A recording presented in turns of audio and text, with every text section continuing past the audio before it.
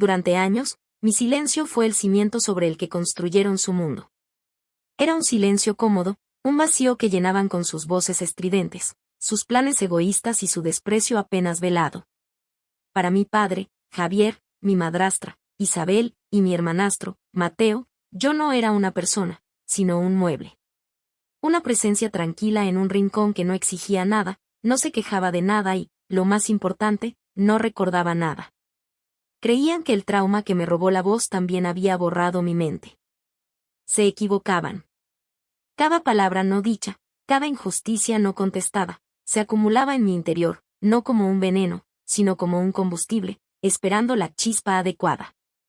Mi mundo era un lienzo de grises.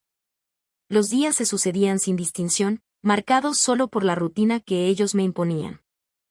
Me levantaba, me vestía con la ropa que Isabel dejaba sobre mi silla, comía lo que me servían sin mirarme a los ojos y pasaba las horas en mi habitación, la antigua habitación de mi madre, el único santuario que me quedaba.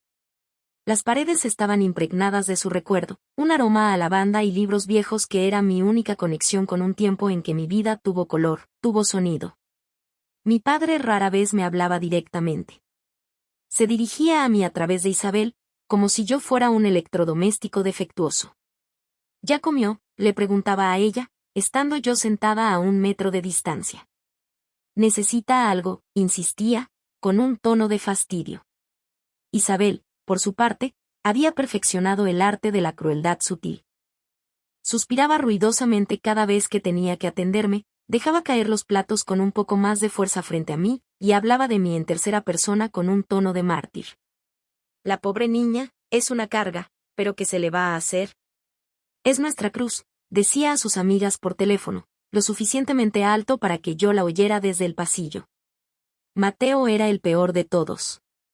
El hijo de oro. El heredero del pequeño imperio de construcción de mi padre. Era la encarnación de su arrogancia y el derecho adquirido. Me trataba con una mezcla de lástima y burla.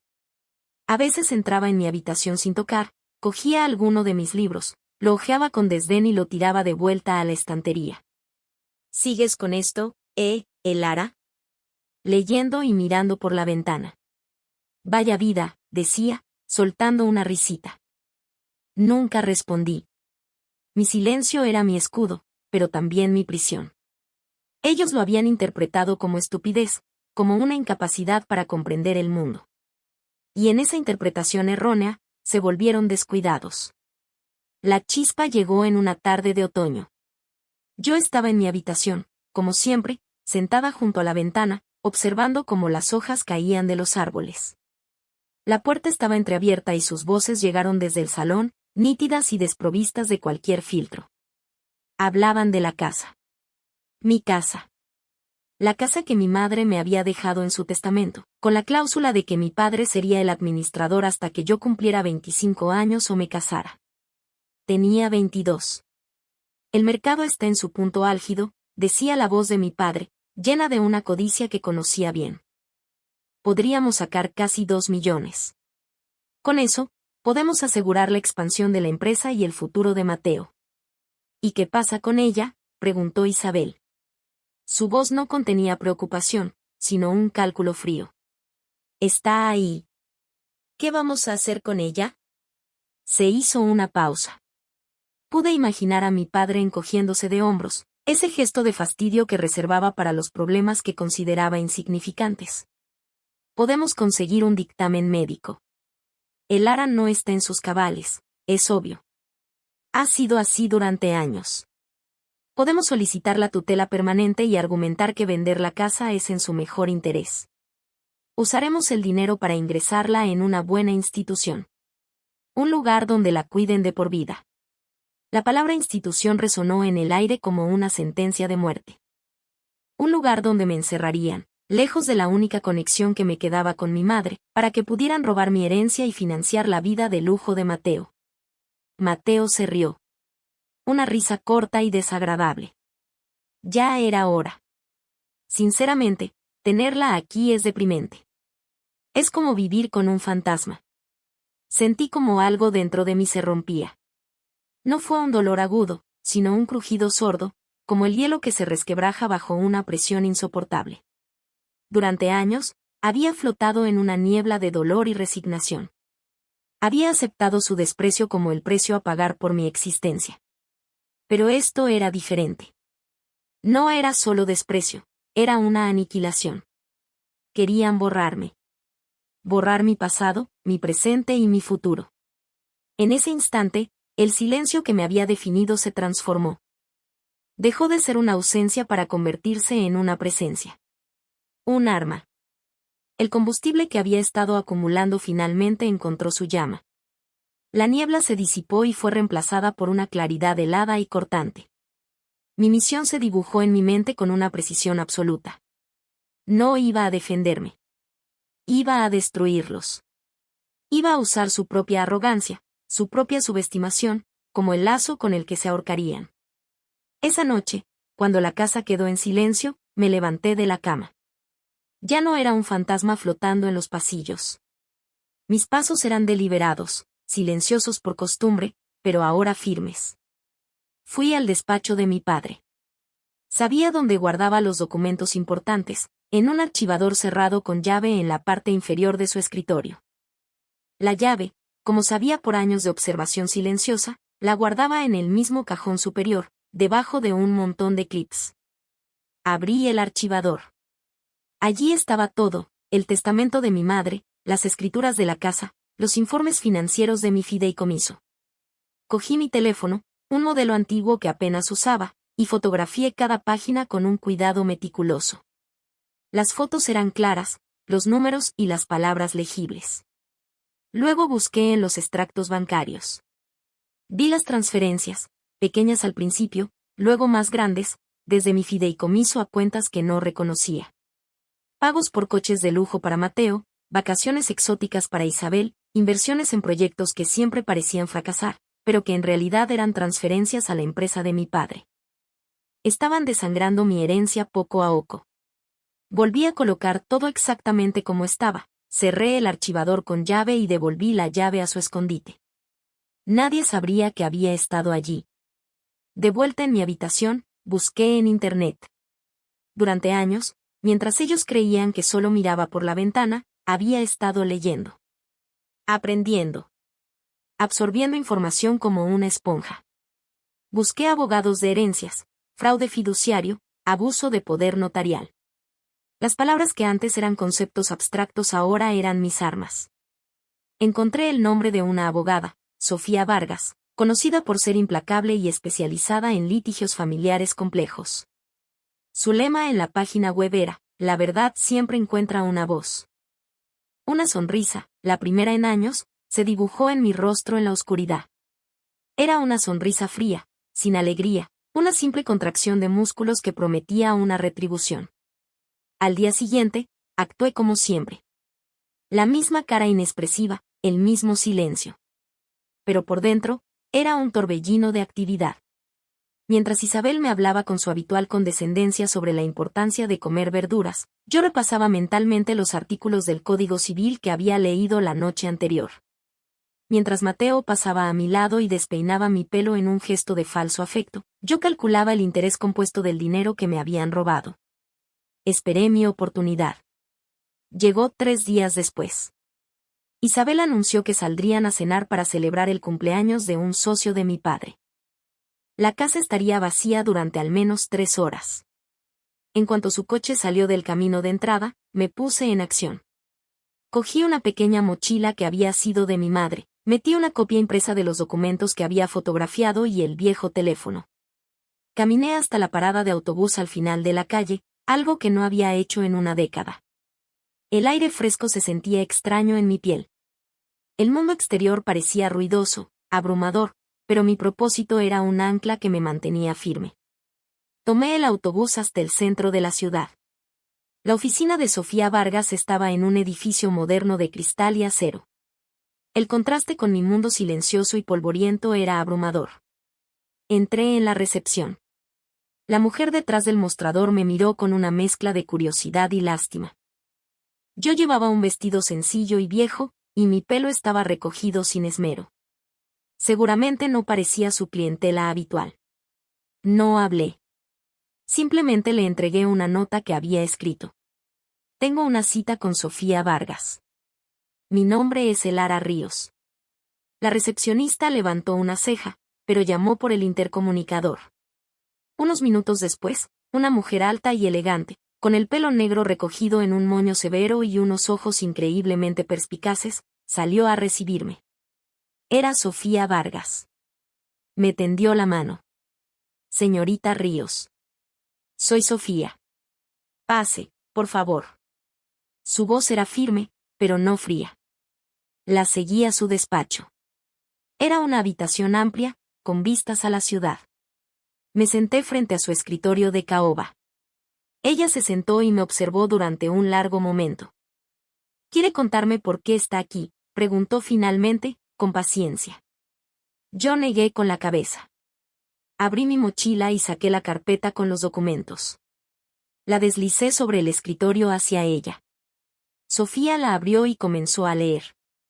Su expresión pasó de la curiosidad profesional a una concentración intensa, y luego a una indignación apenas contenida. Pasó casi una hora en silencio, solo interrumpida por el pasar de las páginas. Cuando terminó, levantó la vista.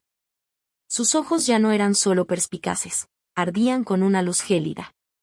¿Son conscientes de que usted sabe todo esto?, preguntó. Negué con la cabeza. ¿Saben que está usted aquí? Negué de nuevo. Ella se reclinó en su silla, juntando las yemas de los dedos. Elara, dijo, y el uso de mi nombre de pila me sorprendió. Lo que han hecho no es solo inmoral, es criminal. Fraude, malversación, abuso de confianza. La lista es larga. Y el plan de incapacitarla para vender su casa es la guinda de un pastel muy podrido.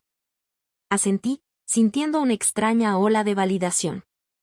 Alguien más lo veía. No estaba loca.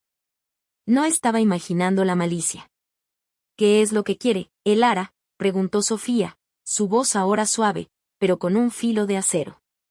Mis manos temblaban ligeramente. Saqué un pequeño cuaderno y un bolígrafo de mi mochila. Escribí 3 palabras en él y se lo mostré. Quiero que paguen. Sofía leyó las palabras y una sonrisa lenta y peligrosa se extendió por su rostro. Excelente, dijo. Porque eso es exactamente lo que vamos a hacer. No solo vamos a detener la venta de la casa. Vamos a recuperar cada céntimo que le han robado, con intereses. Y vamos a asegurarnos de que el mundo sepa exactamente qué clase de personas son su padre, su madrastra y su hermanastro. Se inclinó hacia adelante, sus ojos fijos en los míos. Pero para hacer esto, necesito algo de usted. Necesito que confíe en mí. Y en algún momento, Elara, vamos a necesitar su voz. No solo en papel. La miré fijamente, y por primera vez en más de 10 años, un sonido escapó de mis labios. No fue una palabra, sino un susurro ronco, áspero por la falta de uso. Sí. Sofía asintió, satisfecha. Bien. Entonces, empecemos a trabajar. Tienen una fiesta de celebración este fin de semana, ¿verdad? Creo que sería un momento excelente para enviarles nuestro primer saludo oficial. Regresé a casa antes de que volvieran, sintiéndome como una persona completamente diferente. El fantasma se había ido. En su lugar había una estratega. La niña silenciosa en el rincón había comenzado a afilar sus cuchillos. Y ellos, en su dichosa ignorancia, seguían bailando, sin saber que la música estaba a punto de parar. El plan de Sofía era una obra de arte de la guerra legal, diseñado no para una victoria rápida, sino para una demolición sistemática. No queremos asustarlos para que se escondan, me había explicado en nuestra segunda reunión, a la que llegué de nuevo en secreto. Queremos que se vuelvan más arrogantes. Queremos que cometan errores. Su mayor debilidad es que no la respetan. Vamos a usar eso. El primer paso fue una carta. No una carta amenazante, sino un documento formal y frío de su bufete, dirigido a mi padre en su calidad de fiduciario. La carta simplemente solicitaba una contabilidad completa y detallada de mi fideicomiso desde su inicio, citando estatutos legales oscuros que Sofía sabía que el abogado mediocre de mi padre tendría que buscar. El mensajero entregó el sobre el sábado por la tarde, justo cuando se preparaban para su fiesta. Yo estaba en mi habitación, con la puerta entreabierta como siempre, mi puesto de escucha perfeccionado durante años. Oí el timbre, el murmullo de mi padre, y luego el sonido del papel rasgándose. Silencio. Luego, la voz de mi padre, tensa y afilada. Isabel, ven aquí. Y llama a Mateo. Los oí reunirse en el despacho. Sus voces eran susurros furiosos. Esto tiene que ser una broma, siseó Mateo. ¿Contabilidad? ¿Quién demonios pide eso? Alguien sabe algo, dijo Isabel, su voz teñida de pánico. ¿Crees que ella? No, es imposible. No sabe ni en qué día vive. Por supuesto que no es ella, espetó mi padre, aunque su tono carecía de la convicción habitual. Debe ser un error administrativo del banco. O algún abogado buitre que ha olido dinero. Lo arreglaré el lunes. Pero la semilla de la duda había sido plantada. La fiesta esa noche tuvo un matiz de tensión que yo, desde mi observatorio en lo alto de la escalera, saboreé como un vino añejo. Mi padre forzaba las sonrisas. Isabel reía demasiado alto. Mateo bebía más de la cuenta, sus ojos lanzando miradas furtivas hacia las escaleras, hacia mi habitación. Estaban inquietos. Bien. El lunes, mi padre hizo sus llamadas. Yo lo oí despotricar contra su abogado, exigiéndole que aplastara la solicitud. Pero el abogado, aunque incompetente, sabía que una solicitud formal de un bufete prestigioso no podía ser simplemente ignorada. Tuvieron que empezar a recopilar los registros, un proceso que sabía que revelaría los años de préstamos y gastos injustificados. Mientras ellos se revolvían en su propia trampa, yo seguí las instrucciones de Sofía. Comencé a hablar. Al principio, eran solo monosílabos. Cuando Isabel me dejaba el desayuno, yo la miraba a los ojos y decía un gracias ronco y bajo. La primera vez que lo hice, casi se le cae la bandeja. Me miró fijamente, con los ojos muy abiertos, como si un mueble le hubiera hablado. No dijo nada, simplemente se dio la vuelta y se fue rápidamente. Le conté a Sofía su reacción. Perfecto, dijo ella por el teléfono desechable que me había dado. Sigue así. Palabras pequeñas. Inesperadas. Manténlos desequilibrados. Una semana después, llegó el segundo golpe. Una orden de restricción temporal que les prohibía realizar cualquier transacción relacionada con la propiedad de la casa. Ya no era una solicitud, era una orden judicial. Esta vez, la explosión fue inmediata.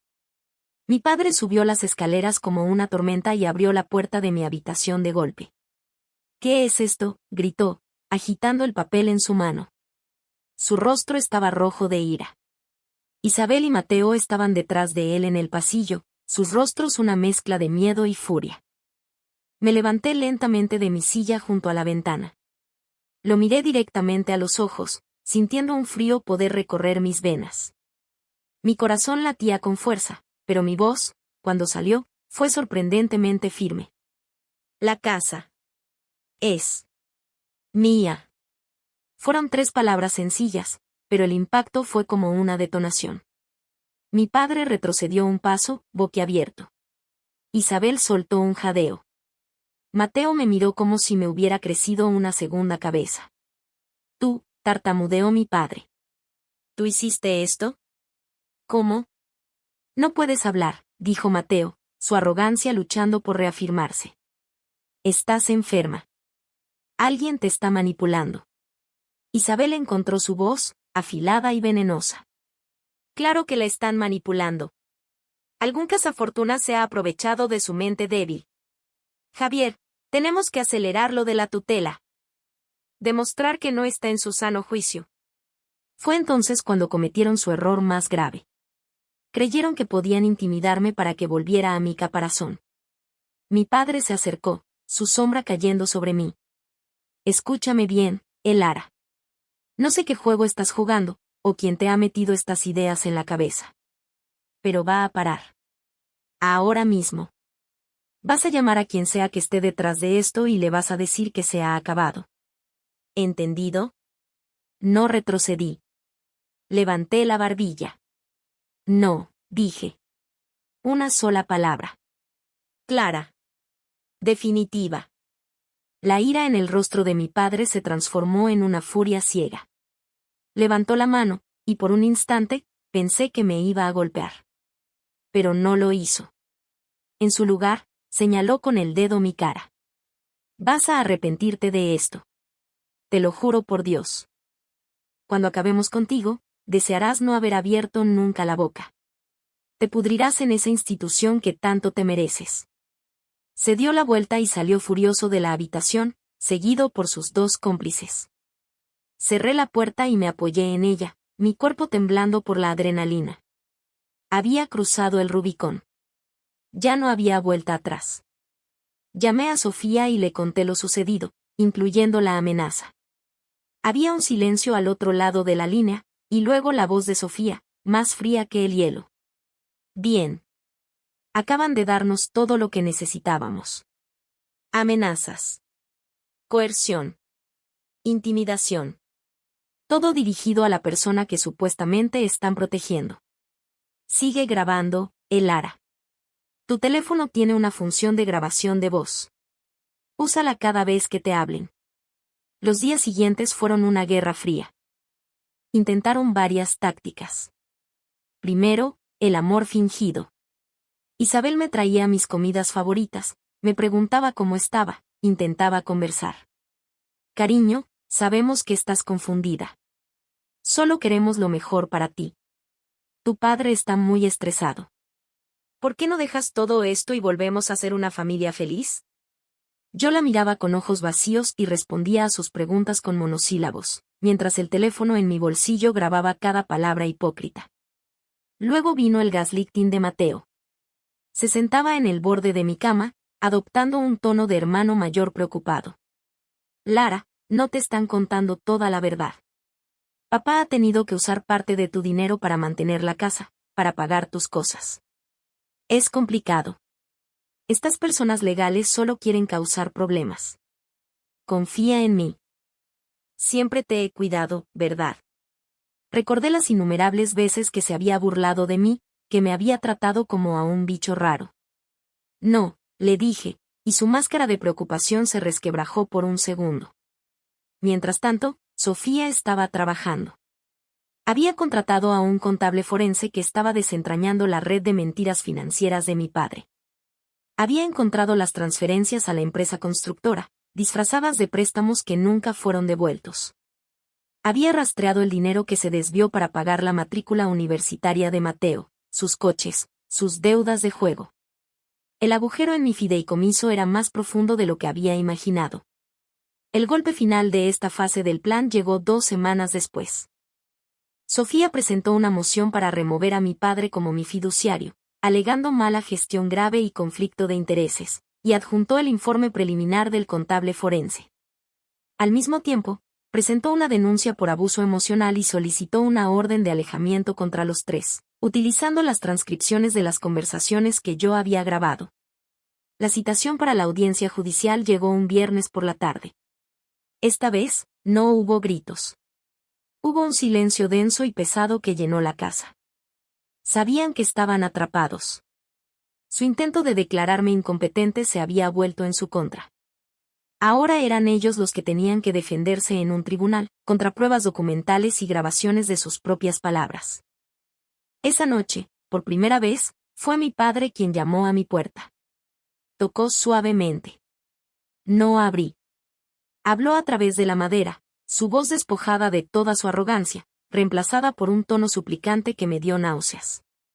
Elara. Hija. Por favor. Tenemos que hablar. Podemos arreglar esto. Lo que sea que quieras. El dinero. Te lo devolveremos. Todo. Pero por favor, retira esto. Nos destruirás. Me quedé en silencio. Dejé que sus palabras se perdieran en el pasillo. La destrucción era precisamente el objetivo. Durante años, mi silencio había sido su poder. Ahora, era el mío. Era el silencio de un juez antes de dictar sentencia. Dejé que suplicara durante varios minutos. Luego, me acerqué a la puerta y hablé, mi voz clara y resonante en la quietud de la casa. Es demasiado tarde, padre. La audiencia es en una semana. Espero que tu abogado sea mejor que el mío. Oí un sonido ahogado al otro lado, una mezcla de desesperación y derrota. Luego, el sonido de sus pasos alejándose lentamente. Me senté en mi cama, no sintiendo triunfo, sino una calma gélida. La niña que había sido silenciada por el dolor estaba a punto de dar su testimonio. Y el mundo, o al menos su pequeño y corrupto mundo, iba a escuchar cada palabra. La semana previa a la audiencia fue como vivir en el ojo de un huracán. La casa estaba sumida en un silencio tenso y antinatural, muy diferente de mi silencio anterior. Este estaba cargado de miedo, el de ellos. Se movían como espectros, evitando el contacto visual conmigo y entre ellos. Las conversaciones cesaron. Las comidas se tomaban en un silencio sepulcral. Se habían dado cuenta, demasiado tarde, de que la criatura dócil que habían mantenido en un rincón tenía dientes, y que esos dientes estaban a punto de clavarse en su yugular. Pasé esos días preparándome con Sofía. Nos reuníamos en su oficina, un refugio de racionalidad y estrategia en medio del caos emocional. Repasamos cada documento, cada grabación, cada punto de nuestro caso. Sofía fue más que una abogada, fue una entrenadora. Me enseñó a modular mi voz, que todavía se sentía extraña después de tanto desuso. Me enseñó a mantener la calma bajo presión, a centrarme en los hechos y a no dejar que sus inevitables ataques personales me desestabilizaran. Te van a pintar como inestable, vengativa, manipulada, me advirtió, sus ojos fijos en los míos. Van a usar el mismo trauma que te silenció como un arma contra ti. Tienes que estar preparada. Tienes que ser la persona más tranquila y cuerda de esa sala. Practicamos mi declaración. Al principio, mi voz flaqueaba, las palabras se atropellaban. Pero con cada ensayo, ganaba fuerza. Cada palabra que decía era una piedra que quitaba del muro que había construido a mi alrededor.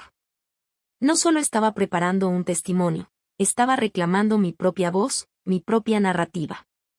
La noche antes de la audiencia, encontré una caja vieja en el fondo de mi armario.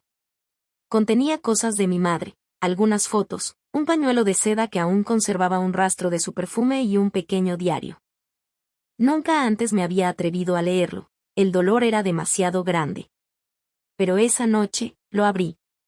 Las últimas entradas hablaban de mí. De su preocupación por mi sensibilidad, de su inmenso amor por mí, lo más revelador, de su creciente desconfianza hacia Javier. Javier está cambiando, escribió. Se ha vuelto frío, calculador. Habla del dinero de una manera que me asusta. Si algo me pasara, rezo para que Elara tenga la fuerza para protegerse. Le he dejado todo a ella, no solo la casa, sino la capacidad de ser independiente de él. Espero que sea suficiente. Lloré. Lloré por primera vez en años, no por tristeza, sino por una abrumadora sensación de conexión y propósito. Mi madre lo había sabido. Había intentado protegerme. Y ahora, yo estaba a punto de cumplir su último deseo. Al día siguiente, en el tribunal, me senté junto a Sofía, serena y vestida con un traje sencillo y profesional que habíamos comprado.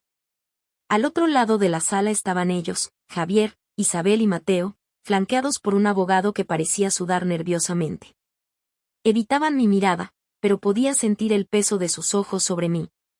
El abogado de mi padre intentó la táctica que Sofía había predicho. Argumentó que yo era una joven mentalmente frágil, fácilmente influenciable, que había sido manipulada por una abogada depredadora para extorsionar a su amantísima familia. Pintó un cuadro de un padre devoto y una madrastra cariñosa que solo habían actuado en mi mejor interés. Cuando llegó mi turno de hablar, la sala quedó en silencio. Caminé hacia el estrado, cada paso firme y deliberado. Juré decir la verdad. Sofía comenzó su interrogatorio con suavidad. Elara, ¿puede describir a la corte las condiciones en las que ha vivido durante los últimos 10 años? Y entonces, hablé. Con una voz clara y constante, conté mi historia. No la adorné con emociones. Simplemente expuse los hechos. Describí el aislamiento. La negligencia. Las palabras crueles de Isabel. Las burlas de Mateo. La forma en que mi padre me ignoraba. Describí cómo hablaban de mí como si fuera un objeto, cómo planeaban vender mi casa y encerrarme en una institución. Creían que yo no entendía, dije, mirando directamente al juez. Mi silencio no era por falta de comprensión. Era por miedo y por dolor. Pero escuché cada palabra. Recuerdo cada desprecio. Sofía presentó las pruebas. Las grabaciones llenaron la sala. La voz de Isabel llamándome una carga. La voz de Mateo diciendo que era deprimente vivir conmigo. Y lo más condenatorio, la voz de mi padre amenazando con hacerme pudrir en una institución. Con cada grabación, veía a los tres encogerse en sus asientos. Sus rostros pasaron de la arrogancia a la incredulidad, y finalmente al pánico desnudo. Luego, Sofía pasó a las finanzas. El contable forense subió al estrado y, con gráficos y tablas, desmanteló metódicamente la fachada de administración prudente de mi padre. Detalló los cientos de miles de euros desviados de mi fideicomiso. El dinero utilizado para el coche deportivo de Mateo. Los fondos transferidos a la empresa de mi padre justo antes de que declarara pérdidas sospechosas. Las vacaciones de lujo de Isabel pagadas con el dinero que mi madre me había dejado para mi educación. El abogado de mi padre intentó objetar, pero las pruebas eran abrumadoras, documentadas, irrefutables. La pieza final de nuestro caso fue la más devastadora. Sofía había descubierto algo más profundo, algo que iba más allá del abuso familiar. Javier no solo había robado de mi fideicomiso, había estado usando la escritura de mi casa, mi propiedad, como garantía no autorizada para obtener préstamos empresariales de alto riesgo. Había falsificado mi firma, o más bien, se había aprovechado de que, como mi tutor legal, podía firmar en mi nombre, en un acto de fraude flagrante. Cuando Sofía presentó los documentos del préstamo, con la escritura de mi casa adjunta, se oyó un jadeo colectivo en la sala. El abogado de mi padre se puso pálido. Javier pareció desinflarse en su silla, como si le hubieran quitado el esqueleto. Había cruzado la línea del litigio civil al delito penal. La jueza, una mujer de aspecto severo con ojos que no se perdían nada, miró a mi padre por encima de sus gafas. Su voz era gélida. Señor Ríos, las acusaciones presentadas aquí son de la máxima gravedad. Fraude, perjurio, malversación. Esto va más allá de una simple disputa familiar. Se dirigió a mí. Señorita Ríos, lamento profundamente lo que ha tenido que soportar. Su fortaleza y claridad al presentar su caso son encomiables. El fallo fue rápido y brutal. La jueza removió a mi padre como mi fiduciario con efecto inmediato. Nombró a un administrador judicial independiente para tomar el control de mis bienes. Congeló todos los activos de mi padre, de Isabel y de Mateo, a la espera de una investigación completa para recuperar los fondos robados. Emitió una orden de alejamiento permanente, prohibiéndoles acercarse a mí o a mi propiedad. Y lo más importante, remitió todo el caso a la Fiscalía para una investigación criminal. La caída fue total. Salimos del tribunal y los vi en el pasillo, un trío destrozado. Isabel estaba sollozando. Mateo miraba al vacío, su futuro de lujo evaporado. Mi padre, el hombre que me había considerado un mueble, me miró con una mezcla de odio y ruego. Lara, empezó. Lo interrumpí. No me vuelvas a dirigir la palabra, dije, mi voz sin rastro de temblor. Disfruta de las consecuencias de tus actos. Me di la vuelta y me alejé, con Sofía a mi lado. No miré atrás. En los meses siguientes, su mundo se desmoronó por completo. La investigación criminal condujo a cargos formales. Mi padre fue condenado por fraude y malversación y sentenciado a prisión. Su empresa quebró. Isabel, enfrentada a la ruina y a su propia complicidad, lo abandonó y desapareció. Mateo, sin el dinero de papá para sostener su estilo de vida, tuvo que conseguir un trabajo de verdad por primera vez en su vida. Perdieron su casa, sus amigos, su estatus social. Su caída fue tan pública y humillante como sus vidas habían sido arrogantes. Yo recuperé mi casa. El administrador judicial recuperó una parte significativa de mi dinero. Pero esa no fue mi verdadera victoria. Mi verdadera victoria era la paz. El silencio en mi casa ya no era opresivo, era sereno. Era el sonido de la libertad. A veces, me siento junto a la misma ventana donde pasé tantos años como una prisionera silenciosa. Miro las hojas caer, pero ahora no veo un mundo gris. Veo los colores, oigo los sonidos, siento el aire. He empezado a tomar clases de cerámica, a hacer voluntariado en una biblioteca local. Estoy reconstruyendo mi vida, no sobre los cimientos rotos del pasado, sino sobre la base sólida de mi propia fuerza. No he vuelto a verlos. No necesito hacerlo. La justicia que busqué no era solo un castigo para ellos, sino una liberación para mí. Aprendí a hablar no solo para contar mi historia de dolor, sino para escribir mi propio futuro. La niña silenciosa ya no existe. En su lugar hay una mujer que conoce el poder de su propia voz, y el valor incalculable de un silencio elegido. Y esa, al final, fue la única herencia que realmente importaba.